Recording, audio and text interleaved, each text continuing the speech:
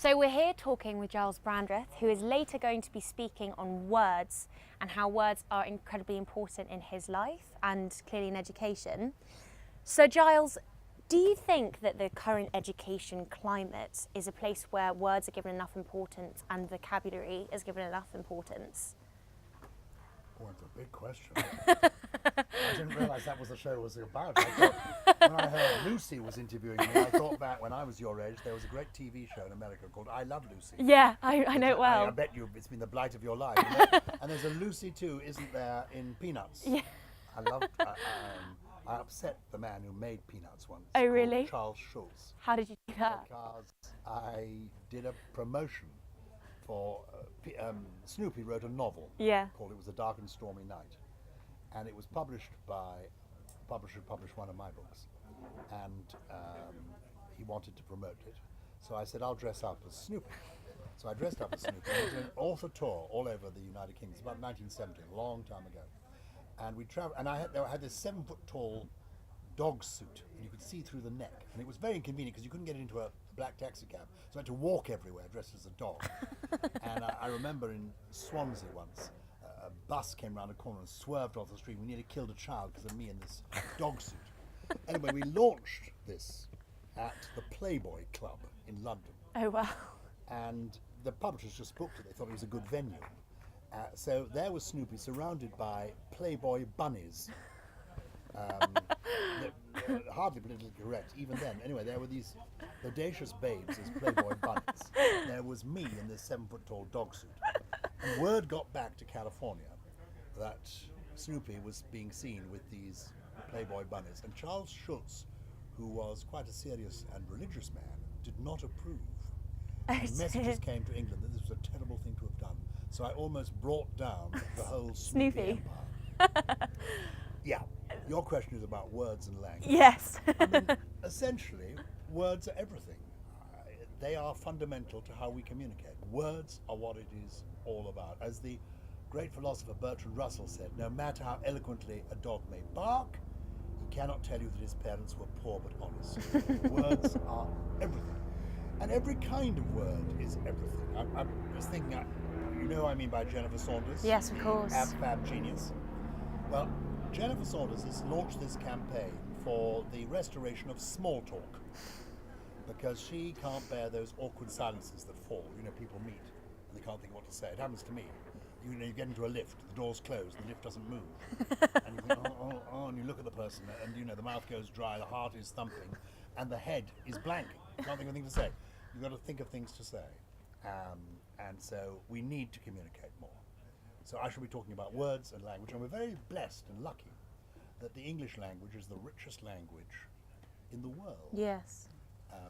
Now, of course, it's not the number of words you know, it's how you use them.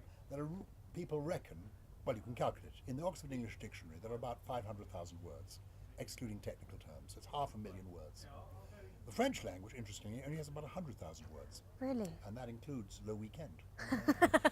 So we've got a language that's 5 times larger than theirs. But Shakespeare, in all his plays, only uses about 26,000 words. So it's not the number of words at your disposal, it is the way in which you use them. Absolutely. Shakespeare, I mean, you can't beat Shakespeare. You know, until Shakespeare wrote Hamlet, the English language lacked excitement. The word excitement comes from Shakespeare's Hamlet. How Yeah. extraordinary. Oh yeah, stick with me, I know stuff. We're here on WTV with my friend Lucy. We're talking words and language. And I'm trying to focus now on that's what we're supposed to be. Yes. I've got to give the talk in a moment. Absolutely. So then, how do you think social media, I mean, it's had a pretty devastating effect on the use of language. Has it? YOLO! I like social media. Do you? I'm on Twitter. Oh, really? I do. I mean, there's a lot of the modern world I'm not very good at. I have to say, I do not wish to learn another ghastly password. I really don't. I just can't cope with any more passwords. But Twitter, I quite like. And when when all this began, I didn't do Facebook because I felt I was too old for Facebook. I see. And now, so I did Twitter instead. Now Twitter is dominated by old people. President Trump follows me, and I follow him. Do you really? Yeah, I started following him, and he followed me back.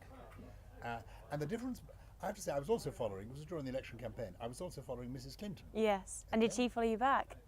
She did follow me back, but I found out quite quickly it wasn't her doing the tweeting, because I tweeted some amusing message to her. Yeah. And got some sort of rather formal reply from clearly an intern from Idaho who was helping out and doing the tweeting. Well, the only good thing to be said about President Trump is he does his own tweeting. Yes, as we can clearly see. Yeah. And don't worry if you're getting anxious about the possibility of the world ending during President Trump's term of office. If him and the guy in North Korea don't hit it off, we all go up in smoke. Think how amazing to have been here when the world ended. I mean, how lucky is that? A lot of people have missed the end of the world. We'll be here to catch it. Quite extraordinary. Talking of politics... You're very good, by the way. Thank you so much. You're actually brilliant, because I just burble away, as you can see. And you intervene, and you bring us back to the significant stuff. Yes. Well, You're significantly... Well, I don't know what age you are, but when I was just left school and went to university, I did my first television show. Yeah. In 1969. It was called Child of the 60s. Wow. So I think at the end of the teens of this decade, in 2019, you should be doing your own show called Child of the Teens. Absolutely. Or Teen of the Teens. Teen of the Teens. What year are you in here? I'm in lower sixth, so I'm going into upper sixth next year. Yeah. And then you go to university. Yeah, of course. And what university are you hoping to go to? I'm not sure. English, though. I'm definitely looking at English. English university? Well, studying English or drama, actually. So. Well, how interesting. Studying English, because the truth is you can read English books anyway. So you don't think that studying English is I'm not sure. I'm not sure. What did you study at university? Very little. But I went to do English. I went to Oxford University. And I went to do English. And when I got there, I discovered they had to do medieval English or Middle English. Yes. Oh, that sounded too difficult to me. So I changed to something called PPE. Yes, which of course. Some people think is a sexually transmitted disease in Germany. It is, but it stands for something else in German. Anyway, PPE in this country stands for Philosophy, Politics and Economics. Yes. And I got to Oxford and I did that, and I thought, oh dear, the economics.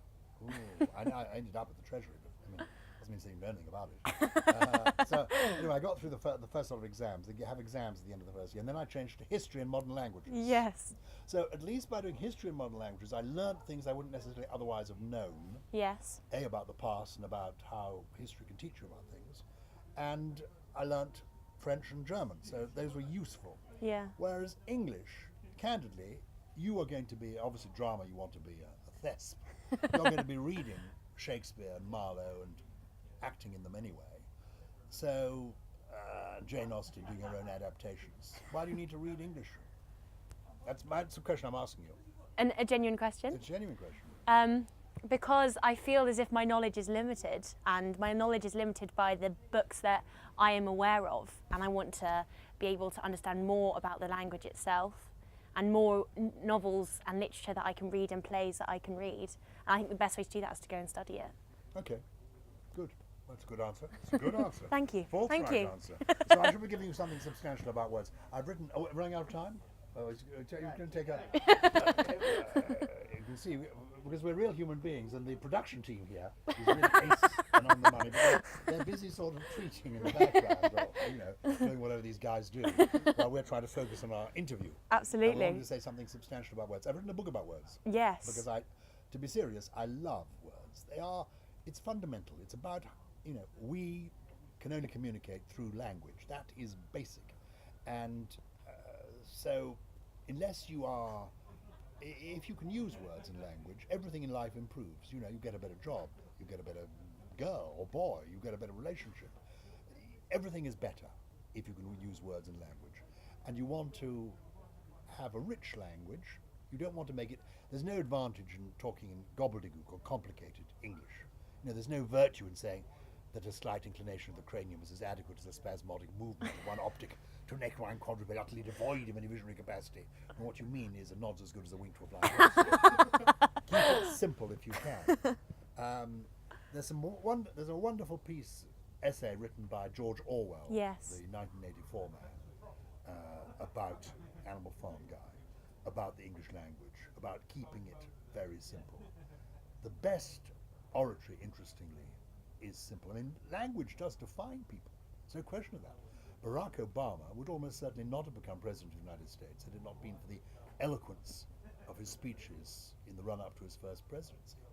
And we wouldn't remember his predecessor, George W. Bush, if it hadn't been for his unique way with words. George W. Bush, he's the guy who said, the trouble with the French is they don't have a word for entrepreneur. So the way you use words does really affect how people think of you. I mean, think of Mrs. May, strong and stable. It sounded quite good at the beginning, but by the end, everyone was sick. It came back to bite her in the bottom. It was simple, it seemed strong, and yet from the Second World War, although actually, get to test you on this one. 1588, Elizabeth I, addressing her troops at Tilbury. Yes. Right? You like history, you can be Elizabeth I now. This is Lucy, plays Elizabeth I. This is her audition tape. It's good enough. You go straight over to Spielberg. Elizabeth I addresses her troops at Tilbury. She says, although I have the body of a weak and feeble woman, I have strength. It was like, I don't do history. No, perhaps you should. I do English because I already like reading books. I'm already an actress. Yes, that's marvellous. History, I know absolutely nothing, but I'm not going to do that. The point of university is to extend your knowledge, not to allow you to indulge yourself in what you've been enjoying. I'm not going to get accepted into any university now. The phrase ends, although I have the body of a weak and feeble woman, I have the heart and stomach of a king, and of a king of England too. And what I was going to say, but it clearly doesn't apply, I was going to say that those words have lasted several hundred years. Yeah. If you're not aware of them, they haven't. But good, simple words can last. We will fight on the beaches, we will fight on the landing grounds. Do you know that one? That was Churchill. That was Churchill. We will never surrender. The point is, get it right, and it echoes through the years. And getting it right usually involves keeping it simple. Thank you very much. That's it, is it? Yes, thank you, Gyles Brandreth. Well, thank you, and WTV, the best schools television centre I've ever come across. Lucy is I give a lot of awards out. Okay. Last week I was hosting the British Funeral Directors Awards. It's quite a quiet occasion, I tell you. There were two big prizes. One was for the crematorium of the year. That was the creme de la creme. And the other was the ultimate prize of the Funeral Directors Awards was for thinking outside the box. I will now present you with this lovely bottle. And you can keep this for years to come. Thank you so much. Lucy, what's your surname? Webb. Lucy Webb, good, simple name. Keep it simple. Stay on the web with Lucy Webb. Okay. I'm going to give Lucy this prize. This is your trophy. First of, have you won any prizes yet? Not yet. This is her first prize. This is the Wellington College Stillwater Prize. We know that Stillwater runs deep, and it doesn't get much deeper than Lucy Webb. Congratulations. Thank we will you watch so your future much. with great interest. Thank you Well very done. much, Gyles. Thank you. Good. Thank you so much. I love the set.